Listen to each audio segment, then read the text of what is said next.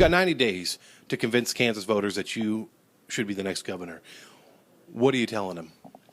Well, I'm talking to them about my record in the legislature, 12 years of bringing Democrats and Republicans together, and that's why I've got over 100 current and former Republican elected officials that are supporting me in an unprecedented event. We're talking about the issues that I think really matter to Kansans, making sure that we have somebody in the governor's office who is going to be a true advocate for our public schools.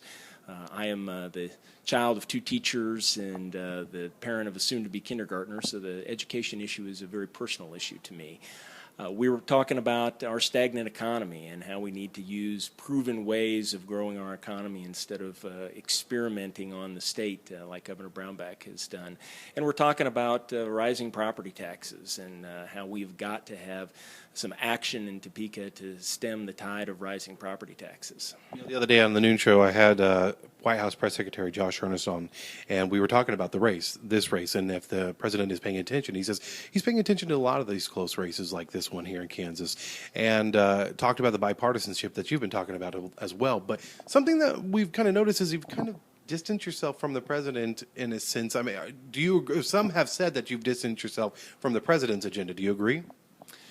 Well, I've always been focused on what's going on here in Kansas, and I've got disagreements with the president on a number of issues. I think I'm a very different kind of Democrat than he is. I'm somebody who has successfully been able to bring Democrats and Republicans together, and that's something that he has just not been able to do at the federal level. But, I'm most concerned about the future of Kansas and the issues that matter to people who are sitting around their dinner tables tonight and wondering, how their schools are going to get better, whether they're going to have a good job down the line, and what they're going to do about their rising property taxes. So Governor Brownback saying that you're an Obama Democrat is, in your words, probably false?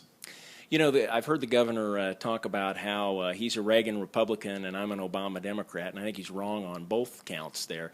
Ronald Reagan was the guy that proclaimed the Big Tent.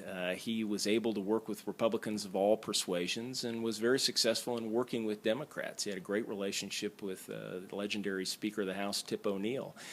Sam Brownback has not been able to work with Democrats and hasn't been able to work with a lot of Republicans in his own party.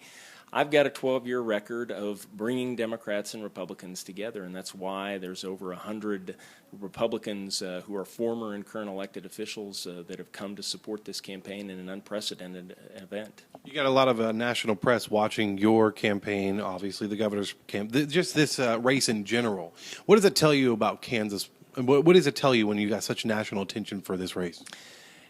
To be honest with you, Sean, I'm not really interested or concerned that much with what's going on nationally. And it's nice that they are intrigued with Kansas, but I think it just shows the level of dissatisfaction that there is in this state with Sam Brownback's leadership and cuts to education, the economic experiment that just isn't working.